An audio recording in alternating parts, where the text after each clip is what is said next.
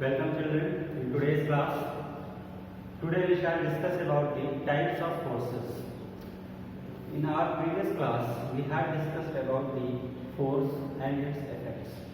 Now today we will discuss about types of forces.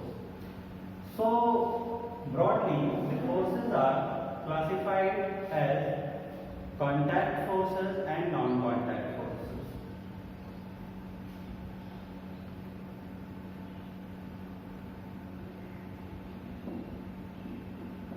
Contact forces, non-contact forces.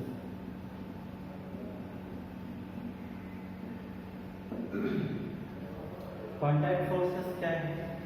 जब जिस object पे force exert किया जा रहा है और जिसके द्वारा फोर्स एक्सर्ट किया जा रहा है, अगर वो दोनों आपस में सरफेस कांटेक्ट में होते हैं, वो दोनों आपस में एक दूसरे को टच करते हैं फोर्स एक्सर्ट करते समय, तब उस तरह का फोर्स कांटेक्ट फोर्स की डेफिनेशन में आता है।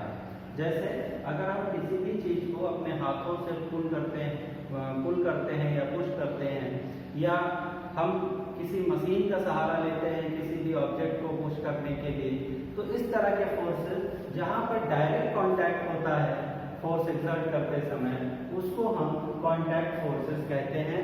बाय नेम ही इसका बहुत डेफिनेशन क्लियर हो जाता है। तो कांटेक्ट फोर्सेस में कौन से फोर्सेस आते हैं? जैसे मस्कुलर फोर्सेस,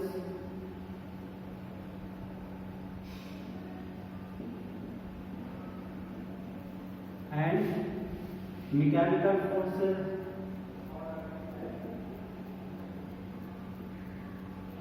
तो चाहे आप उसको मस्कुलर फोर्स कहें या मैकेनिकल फोर्स कहें, वो आपका कांटेक्ट फोर्स के एग्जाम्पल में ही आएगा। फिर non contact forces. Non contact forces कौन से फोर्सेस हैं? जहां पे फोर्स जिस ऑब्जेक्ट पे अप्लाई हो रहा है, उस ऑब्जेक्ट और जिसके द्वारा फोर्स अप्लाई हो रहा है उनके बीच डायरेक्ट कांटेक्ट ना हो। जैसे ग्रेविटेशनल फोर्स,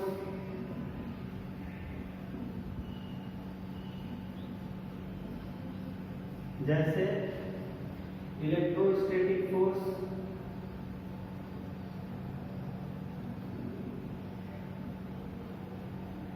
इलेक्ट्रोस्टैटिक फोर्स दो चार्जेस के बीच में लगने वाला फोर्स है, जिसके द्वारा एक चार्ज दो अपोजिट चार्जेस एक दूसरे को अट्रैक्ट या दो लाइक चार्जेस एक दूसरे को रिपेल करते हैं, इलेक्ट्रोस्टैटिक फोर्स है वो। या मैग्नेटिक फोर्स,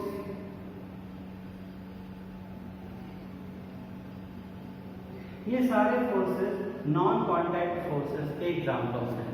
तो बेसिकली इन ब्रॉड सेंस हमारा जो फोर्स है उसको हम दो हिस्सों में बांट देते हैं, एक कांटेक्ट फोर्स और दूसरा non contact force. Contact force जहां पर डायरेक्ट कांटेक्ट स्टेबलाइज होता है फोर्स अप्लाई करते समय, नॉन कांटेक्ट फोर्सेस जहां पर फोर्स डायरेक्ट अप्लाई नहीं होता, यानी कि बॉडी आपस में कांटेक्ट में नहीं होती हैं पर फिर भी फोर्स वर्क करता है।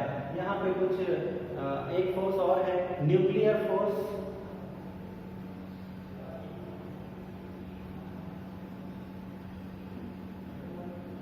न्यूक्लियस में जो फोर्स एग्जिस्ट करता है जिसकी वजह से सब एटॉमिक पार्टिकल उसमें जुड़े होते हैं, वो वहाँ पे आपका न्यूक्लियर फोर्स वर्क कर रहा होता है।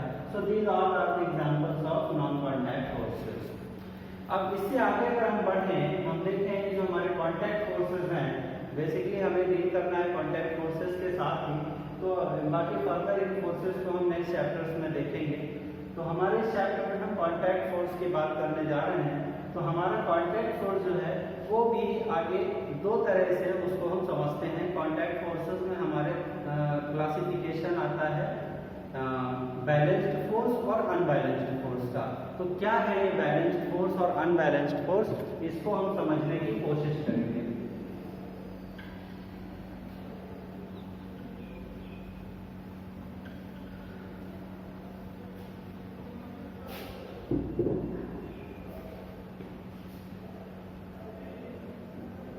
बैलेंस्ड फोर्स, बैलेंस्ड फोर्स क्या है? सपोज करिए कि हमारे सामने एक ऑब्जेक्ट रखा हुआ है, ठीक है। इस ऑब्जेक्ट का जो वेट है वो कुछ भी है, सपोज करिए 5 kg है इसका वेट। अब इस ऑब्जेक्ट पर एक फोर्स स्टेबलाइज किया जा रहा है, इधर से एक फोर्स लगाया जा रहा है 10 न्यूटन का। अब इस ऑब्जेक्ट पर कोई फोर्स ऐसा अप्लाई हो, कोई और फोर्स इस तरह से अप्लाई करा जाए कि वो इस फोर्स के इफेक्ट को न्यूट्रलाइज कर दे।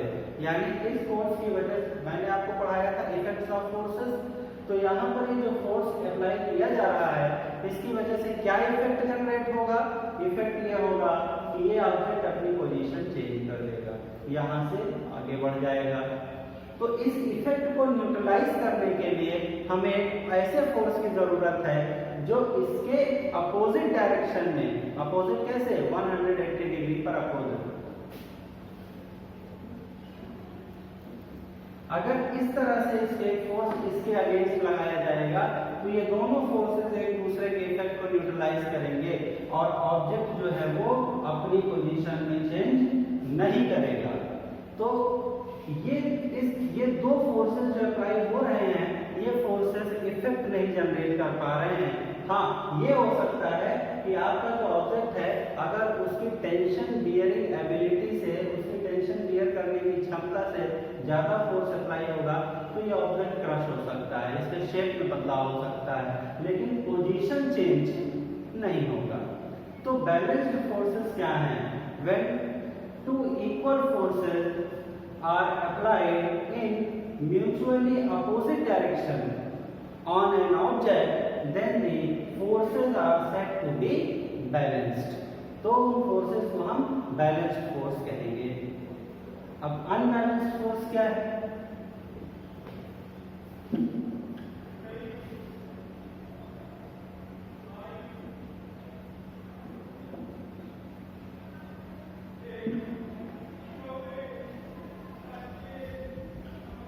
सपोज दैट कि आपके पास ये ऑब्जेक्ट है, वही ऑब्जेक्ट आपका 5 kg, आपने इधर से इस पर एक फोर्स 10 न्यूटन का अप्लाई किया और दूसरी तरफ इधर से जो फोर्स वर्क कर रहा है वो फोर्स 7 न्यूटन का है।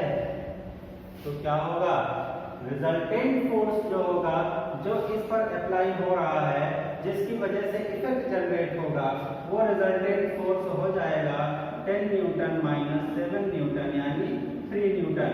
तो ये ऑब्जेक्ट 3 न्यूटन के फोर्स से अपने पोजीशन को चेंज करेगी और यहाँ से शिफ्ट होकर यहाँ कहीं पर आ जाएगी। तो यहाँ पर आप देख सकते हैं फोर्सेस एक दूसरे के अपोजिट डायरेक्शन में तो वर्क कर रहे हैं, लेकिन मैग्नीट्यूड में वो इक्वल नहीं है। एक 10 न्यूटन का फोर्स है और एक 7 न्यूटन का फोर्स है।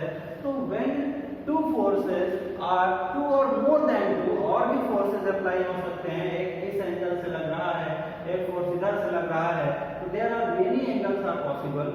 तो इफ 2 और more than 2 forces are applied in such a manner that there is some net positive force is generated, कि जो टोटल फोर्स है, जो नेट फोर्स है, वो कुछ वैल्यू रखता हो, पूरी तरह से जीरो ना हो। अगर नेट फोर्स जो है, ओवरऑल फोर्स जो है वो जीरो हो जाए। जीरो कब होता है? जब फोर्सेस अपोजिट डायरेक्शन में हो और इक्वल मैग्नीट्यूड के हो। तो अगर नेट फोर्स किसी ऑब्जेक्ट में जीरो हो जाएगा तो फोर्सेस बैलेंस्ड फोर्स कहलाएंगे। अगर नेट फोर्स जीरो ना होके कोई क्वांटिटेटिव वैल्यू है, 3 है, 4 है, 1 न्यूटन है, 0.5 न्यूटन है, कुछ भी वैल्यू है, तो ऐसे केस में हमारा फोर्स अनबैलेंस्ड फोर्स होगा और इस अनबैलेंस्ड फोर्स में इफेक्ट जनरेट होगा। यानी इफेक्ट क्या? चेंज इन पोजीशन, यहाँ पे पोजीशन में चेंज होगा। तो ये हमारा अनबैलेंस्ड फोर्स कहलाता है। अब जैसे हम बहुत सारे एग्जाम्पल्स देखते हैं, टग ऑफ वॉर आप लोगों ने खेला होगा बहुत बार स्कूल में। तो टग ऑफ वॉर क्या है? रस्सी को दोनों तरफ से लोग पकड़ लेते हैं, बीच में एक सैचुरेशन का स्टेट आता है जहाँ पे दोनों तरफ से जोर लग रहा है, लोग उसको नहीं खींच पा रहे हैं। तो वहाँ पर क्या है? फोर्सेस बैलेंस्ड हैं, आप इस तरफ खींच रहे हैं, आप इस तरफ खींच रहे हैं, दोनों फोर्स अपोजिट डायरेक्शन में काम कर रहे हैं। एक इधर जा रहा है, एक इधर फोर्स ड्राइव कर रहा है अपोजिट डायरेक्शन में। फिर क्या होता है, फिर अचानक एक तरफ से ज्यादा फोर्स जनरेट होता है, जिधर से ज्यादा फोर्स जनरेट होता है वो ऑब्जेक्ट, वो रस्सी उस तरफ खींचती हुई चली जाती है और वो टीम विजेता घोषित कर दी जाती है, उसको विनर डिक्लेयर कर दिया जाता है। तो वहां पर भी आप बैलेंस्ड और अनबैलेंस्ड फोर्स का बड़ा बढ़िया एग्जांपल देख सकते हैं। इसी तरह से जैसे कभी कभी कोई बहुत भारी चीज रखी हुई है और हम उसको पूरी ताकत से ढकेलने की कोशिश कर रहे हैं, पुल करने की कोशिश कर रहे हैं और वो हमसे नहीं खींच पा रही है। क्यों? क्योंकि उस बॉडी के वेट की वजह से वो जो फोर्स अपोजिट जनरेट कर रही है हमारे फोर्स के, वो फोर्स हमारे फोर्स को न्यूट्रलाइज कर दे रहा है। हम अनबैलेंस्ड फोर्स जनरेट करने में सक्षम नहीं हो पा रहे हैं, हम अनबैलेंस फोर्स जनरेट नहीं कर पा रहे हैं। अचानक पीछे से आपके दोस्त ने भी आप जोर लगा दिया, दो लोगों ने मिलकर ठेला को आ गया। क्यों? क्योंकि अब एक ही डायरेक्शन में अगर दो फोर्सेस 10 न्यूटन के वर्क करने लगेंगे तो एक फोर्स जो इसके वेट की वजह से 10 न्यूटन का अपोजिट काम कर रहा है, इसको रोक रहा है, वो कम पड़ जाएगा और ये फोर्स आगे की तरफ, इस ऑब्जेक्ट को आगे की तरफ बढ़ा देगा। तो ये सारा खेल हमारा फोर्स को बैलेंस और अनबैलेंस करने का ही है। तो बहुत क्लियरली आपको समझ में आ गया होगा। फोर्स को पहले हमने क्लासिफाई किया 2 वेज में, एक कॉन्टैक्ट फोर्स और non contact force. Contact force वो है जहाँ पे फोर्स जनरेट करते समय म्यूचुअल कॉन्टैक्ट होता है, बॉडीज का आपस में संपर्क होता है, दोनों टच करते हैं एक दूसरे को। नॉन कॉन्टैक्ट फोर्स में फोर्स तो एग्जिस्ट करता है लेकिन बॉडीज का कॉन्टैक्ट डायरेक्ट नहीं होता, फिर भी वो फोर्स फील करते हैं। There are many examples of non contact forces which can be seen in daily life also. And after that the mechanical force which we are dealing with can be classified as balanced and unbalanced force. So a balanced and unbalanced force आपके सामने है, इसका हमने discuss किया। अब हम अपने next class में न्यूटन के जो 3 लॉज हैं, 3 laws of Newton about the force, we shall be discuss about that. And thank you very much for joining today's class. Good luck.